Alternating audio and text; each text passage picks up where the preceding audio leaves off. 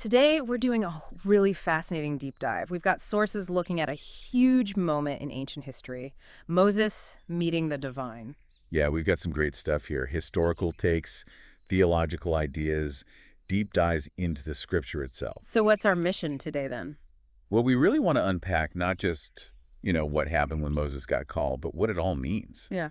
The bigger picture. This encounter, it sort of sets the stage for some really fundamental questions, like about identity, purpose, who or what God is. Right. And you might be surprised, actually, how relevant these old texts feel today. Thinking about transformation, even just the basic value of every person. Okay. So, let's jump right in. The story itself. Have you ever had one of those moments like a totally normal day, nothing special, and then bam, something happens that just changes everything? Yeah, I think everyone can relate to that on some level. Well, for Moses, it was like that, but on a cosmic scale. Just another day herding sheep. Exactly. After decades, really, of living this quiet life, God decides, okay, time for a personal introduction. And what was his background before this? He wasn't always a shepherd, was he? No, not at all. The sources tell us he was born an Israelite from the tribe of Levi, got some early teaching from his mother, which is key. Mm-hmm. But then life throws him a curveball. He ends up in the Egyptian palace. Yeah. So he's got these early memories, but he's raised in a totally different world. And then he tries to, defend his people? Yeah, he sees an injustice, acts impulsively, and it forces him to flee. He escapes to the desert and spends the next 40 years just being a shepherd for his father-in-law, Jethro. Huh? Any big ideas he had about, liberating his people, probably long gone. 40 years is a long time to forget. Definitely. He's thinking about sheep, water sources, pastures, not exactly studying military tactics or statecraft. And then comes the burning bush. The sources mention God appearing as the angel of the Lord first. Right, Exodus 3, verse 2. And what's interesting there is this angel of the Lord figure, it's not entirely new. Oh. No, this same presence, let's call it, shows up earlier in Genesis, appears to Hagar, to Abraham, and later on, this same angel guides the Israelites. So there's a continuity. But then the text clarifies who it is. It does pretty quickly. Yeah. By verse 4, it's explicit. God himself is calling to Moses from the bush. Not just an angel representing God, but God. And the first instruction is, take off your shoes. Yep. Do not come any closer. Take off your sandals, for the place where you are standing is holy ground. Exodus 3.5. Wow. Holy ground. Instantly highlights the seriousness, the holiness of whom Moses is encountering, and the ground itself is transformed by that presence. So in that one moment, everything shifts. Completely. He goes from anonymous shepherd to, the designated leader of a whole new nation. Talk about a career change. Okay, so you'd think after that kind of encounter, a voice from a burning bush, holy ground Moses would be like, okay, let's do this. You would think, but no. The sources paint a picture of someone deeply unsure of himself. How so? He feels inadequate. Says he's slow of speech and tongue. Timid, maybe? Just completely overwhelmed by the idea that he could be God's spokesperson. It's actually kind of relatable, isn't it? Imposter syndrome, maybe? Absolutely. And this is where it gets really interesting. He doesn't just hesitate. He actively tries to get out of it. 5 times, according to the text. 5 times. What were his arguments? Well, the first one is pure self-doubt. Verse 11. Who am I that I should go to Pharaoh and bring the Israelites out of Egypt? And God's answer. God gives him a promise, but it's a long-term one. He says, essentially, I will be with you. And the proof will be, after you bring them out, you'll all worship me right here on this mountain. Not exactly immediate reassurance for facing Pharaoh. Right. It didn't seem to cut it for Moses at that moment.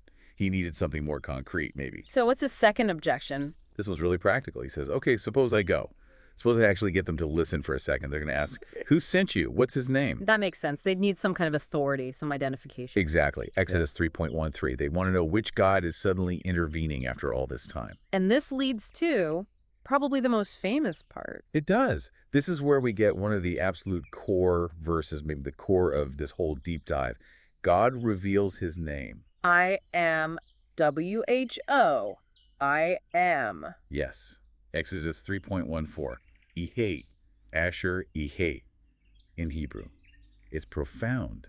It means, it signifies the self-existent one, the creator, the source of all being. It's not just a name like Bob or Sarah. It's a statement of ultimate reality. Precisely. It asserts ultimate being, ultimate presence. I am, the one who simply is, unchanging, eternal. Okay, that's huge. Surely that convinced Moses. Still nope, he comes back with objection number 3. What if they won't believe me? What if they don't listen? Exodus 4, verse 1. Another practical concern, though. I mean, he left them decades ago. Why should they trust him now? It's a totally valid point. So God gives him tools, 3 specific miracles or signs to perform. What were they? First, his shepherd's staff, the thing he leans on every day, throw it down, it becomes a snake. Oh. Then put your hand inside your cloak, pull it out, it's covered in leprosy, put it back in, pull it out again, it's healthy. Okay, that's pretty convincing. And then if those 2 somehow aren't enough, take some water from the Nile, pour it on the ground, and it will turn to blood. Wow. God's really equipping him here. Definitely. And the text even notes, interestingly, that God kind of anticipates their disbelief. He says maybe the first sign won't convince them, but maybe the second will, or the third. So armed with a snake staff, a magic hand, and blood water, Moses is finally ready. You'd think. But he pulls out excuse number 4, and it's back to his personal insecurity. What now? He basically says, look, I told you, I'm not a good speaker, never have been, not going to start now. You need a leader, you just got to talk good, you picked the wrong guy. He's really leaning into this slow speech thing. He must have thought this was his ace in the hole.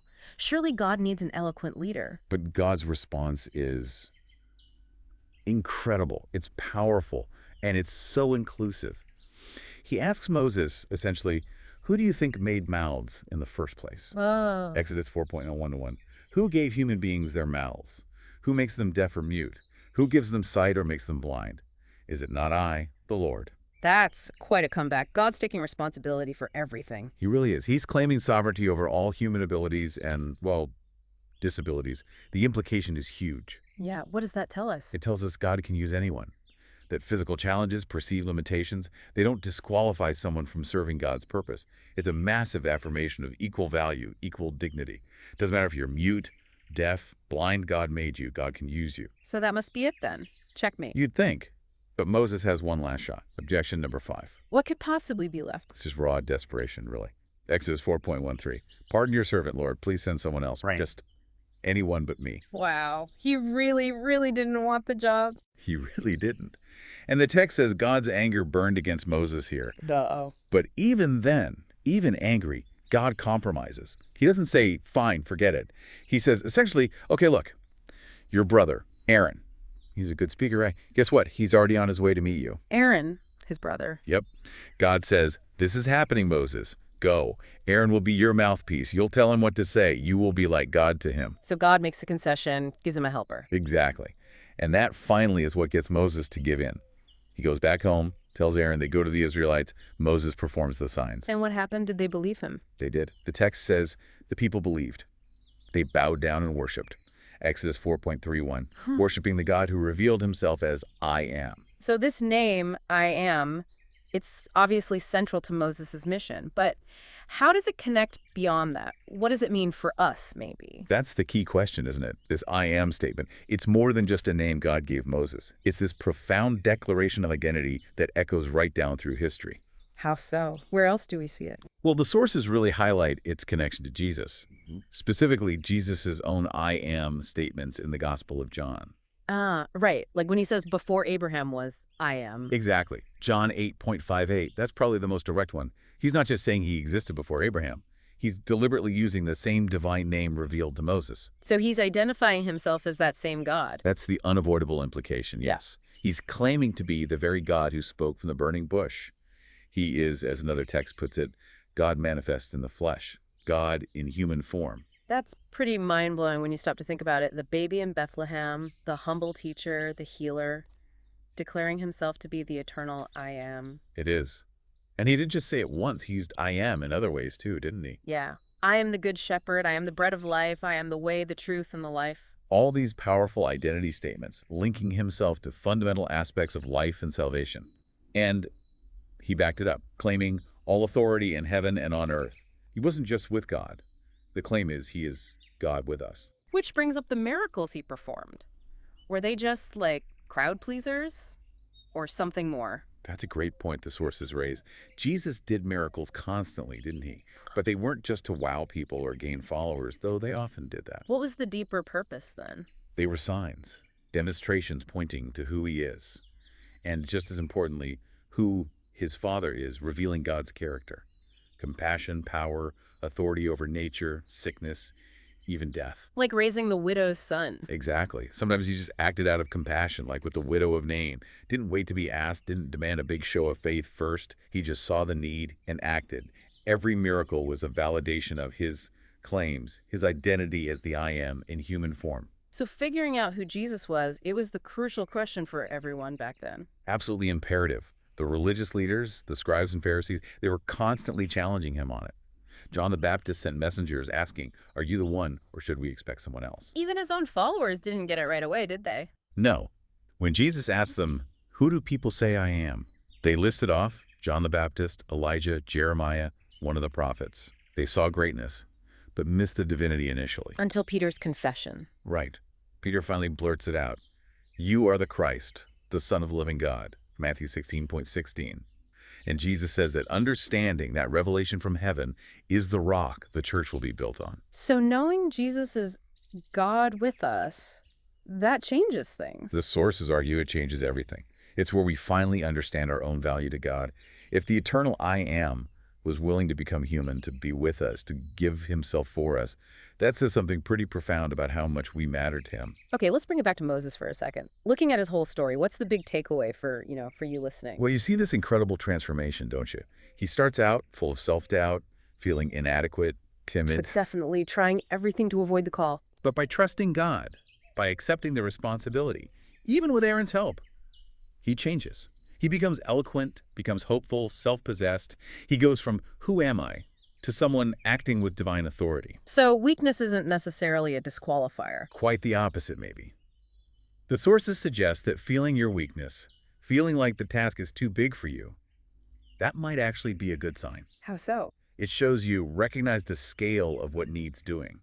And that feeling can push you, maybe force you, to rely on something bigger than yourself, to make a higher power your strength, your guide. So true greatness isn't about innate talent, necessarily. Maybe not. Maybe it's about faithfulness.